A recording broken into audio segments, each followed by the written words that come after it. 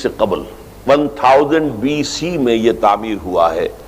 ہیکل جس کو کہتے تھے وہ، اور وہ آج کل جیسے ٹیمپل کہتے ہیں، ٹیمپل آف سولومن، یعنی ہیکل سلیمانی یا معبد سلیمانی، ہم اسے مسجد اقصی کہیں گے، دور کی مسجد۔ اس کے بعد وہ یہ ہے کہ تقریباً 600 قبل مسیح میں 587 ایگزیکٹلی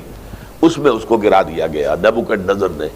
پھر یہ کہ تقریباً 200 برس کے بعد دوبارہ بنائی گئی اسی جگہ پر، پھر اسے 70 عیسوی میں پھر گرا دیا گیا، وہ آج تک گری پڑی ہے۔ تو جب حضور صلی اللہ علیہ وسلم کو معراج ہوا ہے تو وہاں کوئی عمارت نہیں تھی، البتہ یہ کہ معلوم ہوتا ہے کہ ایک گرجا وہاں پر بنا دیا گیا تھا، اس لیے کہ یہ جب ہیڈریان نے اس کو آباد کیا دوبارہ سن 70 میں تو تباہ و برباد کر دیا تھا ٹائٹس رومی نے سن 70 عیسوی میں، حضرت عیسیٰ علیہ السلام کے رفع سماوی کے 40 برس کے بعد، تو اس نے گرا دیا اور پورا شہر ویران کر دیا۔ لیکن پھر 60-70 برس کے بعد وہ ایمپرر تھا ہیڈریان رومن ایمپرر، اس نے دوبارہ آباد کیا، اور دوبارہ آباد کیا تو اس کا نام ایلیا رکھا، اب یروشلم نہیں رہا۔ اور پھر یہ کہ جب سن 300 عیسوی میں جو ایمپرر کانسٹنٹائن تھا قسطنطین، وہ جب عیسائی ہو گیا تو اب یہ پوری مملکت عیسائی ہو گئی، تو پھر وہاں ایک گرجا تعمیر کر دیا گیا۔ اس گرجا میں حضرت عمر گئے تھے، جب انہوں نے ہینڈ اوور کیا ہے حضرت عمر کو وہاں کے عیسائیوں نے، تو جب حضرت عمر اس گرجا کے اندر ہی ابھی تھے، دیکھ رہے تھے جگہ، تو نماز ظہر کا وقت ہو گیا، تو حضرت عمر نے فرمایا کہ میرا نماز کا وقت ہے، تو انہوں نے کہا وہاں کے عیسائیوں نے کہ آپ یہیں پڑھ لیجیے، آپ نے فرمایا نہیں، اگر میں یہاں پڑھوں گا تو اسے پھر مسلمان مسجد بنا لیں گے۔ تو باپ باہر گئے اور اس قبۃ الصخرہ کے اوپر جا کے نماز پڑھی آپ نے۔ یہ جو اس وقت جو ڈوم نظر آتا ہے یہ ہے وہ چٹان، اور یہ بڑی اس کے اوپر گردہ وردہ پڑا ہوا تھا، کچرا وچرا تھا، اسے صاف کیا اور اس پر آپ نے نماز پڑھی، اس لیے کہ یہیں سے اصل میں معراج ہوا تھا حضور صلی اللہ علیہ وسلم کو۔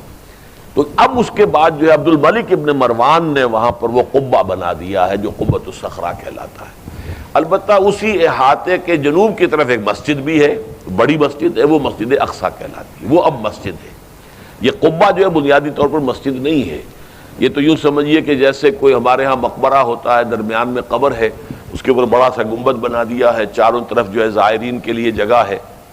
ایسے ہی یہ وہ چٹان ہے۔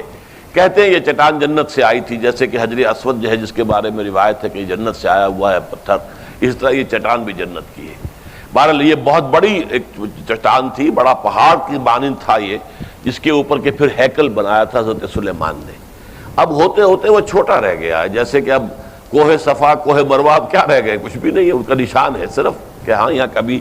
ایک پہاڑی ہوتی ہوگی جس کے کچھ پتھر جو ہیں وہ نظر آ رہے ہیں۔ اسی طرح سے وہ ایک چٹان ہے، اگرچہ بہت بڑی ہے کوہ صفا اور مروہ کے مقابلے میں،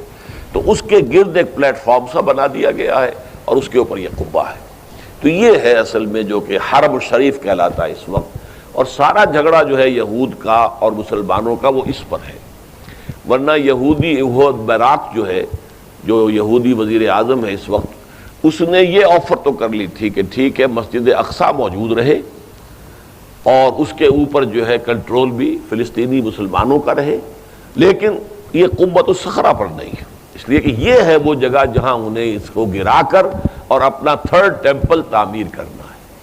یہ انہوں نے اپنے یہودی جو مذہبی عناصر ہیں انہیں رشوت دے رکھی ہے کہ باقی ہر معاملے میں تم ہمیں اجازت دے دو کہ ہم نے سینائی واپس کر دیا، ٹھیک ہے، گولان ہائٹس بھی واپس کر دیں گے شام کو، اور اسی طریقے سے ویسٹ بینک وغیرہ پر ہم ایک فلسطینی ریاست بنا رہے ہیں، تم اس کی اجازت ہمیں دے دو،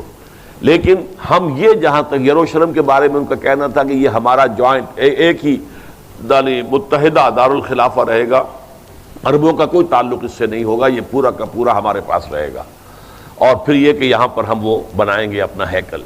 اب جب وہ دباؤ پڑا ہے ان پر بہت، تو اس حد تک تو آمادہ ہو گئے ہیں کہ یروشلم کا مشرقی حصہ جو ہے اس کا کنٹرول مسلمانوں کے پاس ہو، اور اسے وہ القدس کا نام دے کر اور وہاں اپنی ریاست فلسطین کی ریاست کا جو ہے دارالخلافہ بنا لیں۔ ویسٹ یروشلم ہمارا رہے گا، یروشلیم ہم اسے کہیں گے، اور وہ ہمارا دارالخلافہ ہوگا اسرائیل کا۔ البتہ یہ ہے کہ یہ قبۃ الصخرہ کے اوپر کنٹرول عربوں کا یا مسلمانوں کا نہیں ہوگا، وہ اس کو اس لیے فارغ رکھنا چاہتے ہیں کہ اس کو گرا کر اس کی جگہ پر انہیں اپنا ٹیمپل بنانا ہے۔